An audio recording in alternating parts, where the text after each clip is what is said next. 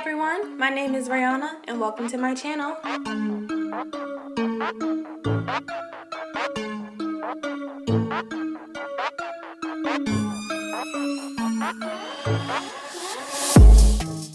This hair is from the Wapora store on Amazon. It comes with 2 hair clips, a crochet hook, and hair jewelry.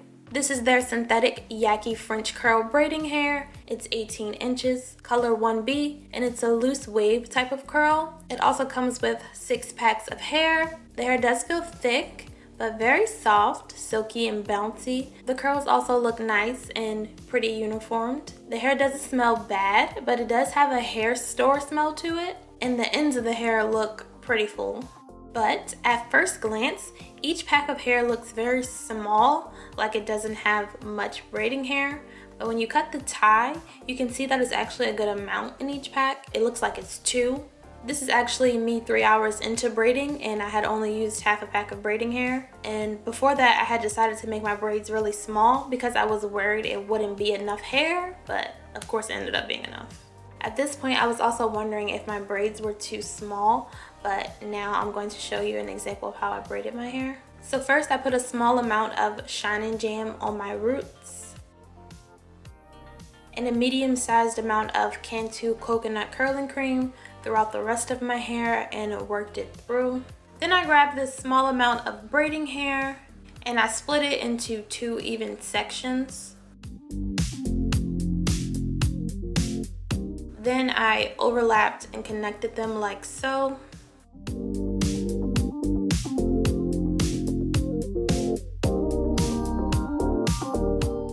And next I did this finger motion. Watch closely because I'm not sure exactly how to explain it, but I basically put the hair into 3 sections because that's how I'll start my braid. And I have a better braid tutorial video, which I'll link in the description. And this isn't normally how I start a braid.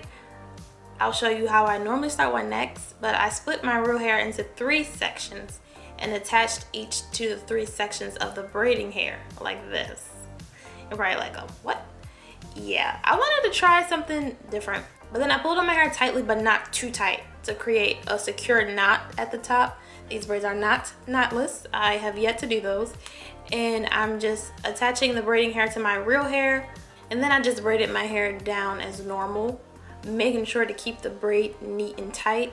Once I was sure the braid was secure, I switched my hands to braid in a more comfortable position, like an underhand braiding position.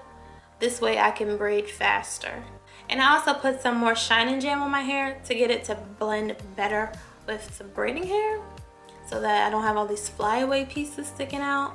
I'm not that good with tucking my real hair under the braiding hair. It's something I'm working on, but that's also hard when you have like small braids like this. I also don't blow dry my hair or put heat on it. After I wash my hair, I usually braid it into a few big braids and I just let it air dry that night into the morning. And that's why I use so much product, because my hair is not straight. If your hair was blow dried straight or even straightened a little, you probably wouldn't need so much product or none at all other than the Shine Jam for your roots. Also, you probably wouldn't need that much product if you know how to tuck well. But yeah, so I braided my hair a little past where my real hair ended, and I grabbed a small piece of the hair and wrapped it around the end of the braid a few times to create secure knots so the braid wouldn't unravel. Now, you could cut this small piece of hair off or just pull it out, but I decided to leave it on there and kind of hide it in between the rest of the braiding hair.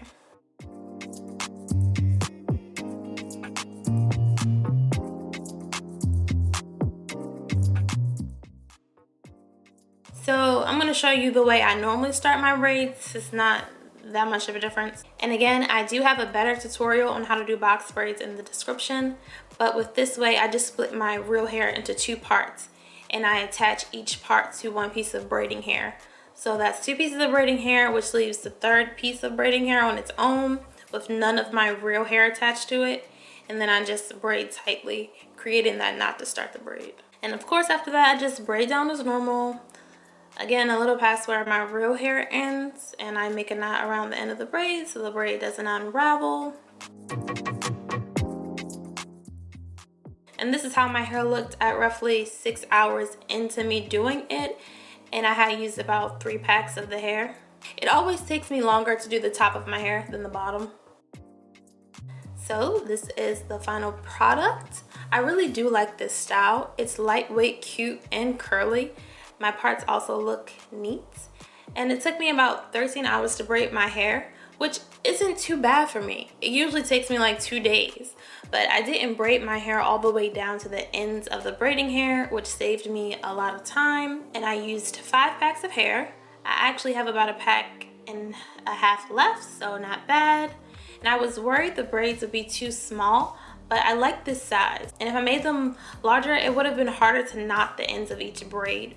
But I hope you guys enjoyed this video. Let me know what you thought of this style, and if you do it, let me know what other videos you want to see from me. And as always, thanks so much for watching.